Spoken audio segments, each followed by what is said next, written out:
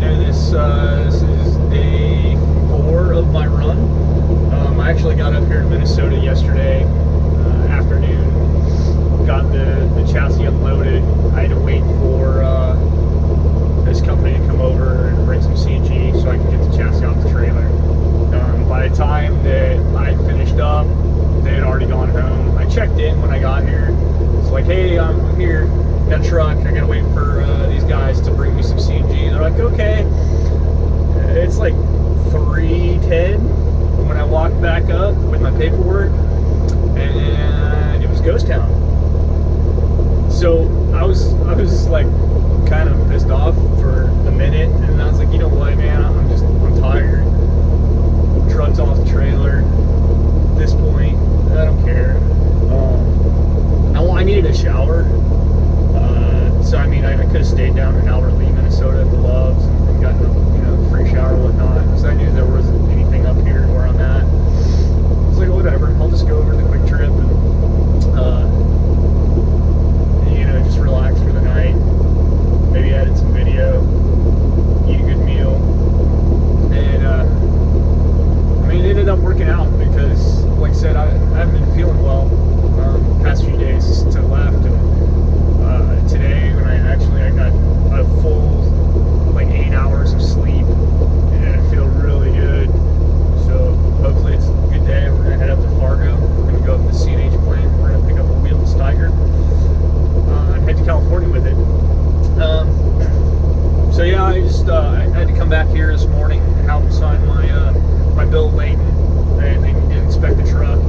So once they're done with that, then I can go ahead and I can get out of here and get on the road. This little guy right here, this is Zeus. This is my road dog. My wife calls him he's my service dog. No, I don't have a service animal. But he's kind of the same thing. I really wasn't enthusiastic about having an animal on the truck, to be truthful with you. Sometimes it's just hard enough to take care of myself. But I've had him on the truck now for, I don't even know how long. A good while. It's been less than a year. But I've had him on the truck for a while, and you know what? He leaves a small footprint. He does not going to get any bigger than this. He's tiny. And, we do our own thing. At night, crawl up in bed with me. And he likes to lay under the covers. And, he's a real friendly dog. He wants to meet friends everywhere he goes. And, so it's not a bad thing.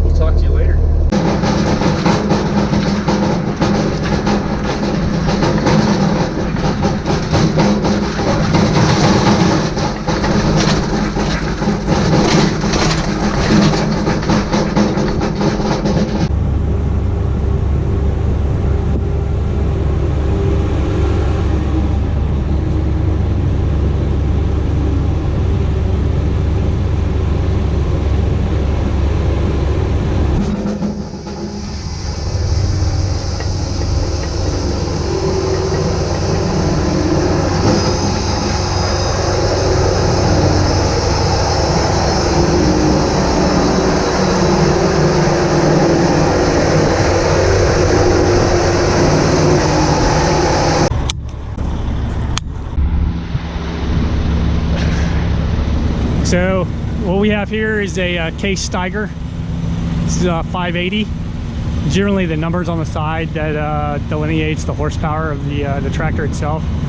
Like I said, they specially build these. Some of them are cookie cutter, others have different packages. Like some may have a PTO in the back, some may just have the drawbar, some have different hydraulic functions.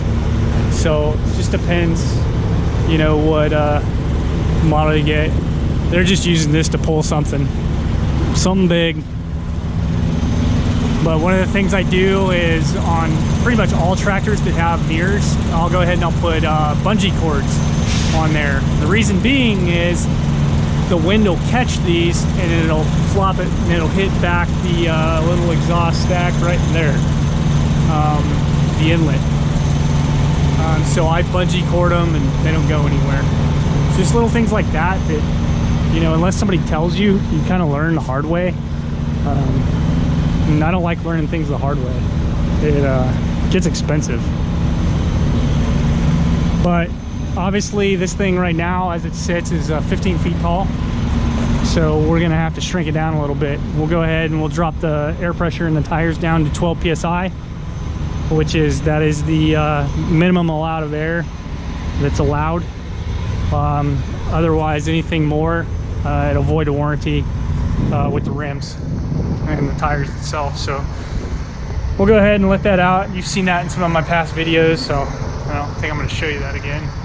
We'll have to take that diffuser on the exhaust off as well to get it down to 14.6. That's pretty much it. You know, have 8 binders. Six binders are 3/8 binders, and then I have 2 1/2-inch binders, 2 1/2-inch chains in here in the back. And there's no really reason why I have the 1/2-inch chains, just other than these go with the trailer, and the other chains, you know, come from the truck. But I had just for simplicity's sake, I just tossed them in there because I knew I was going to use them again. So really, it was just laziness out of my part.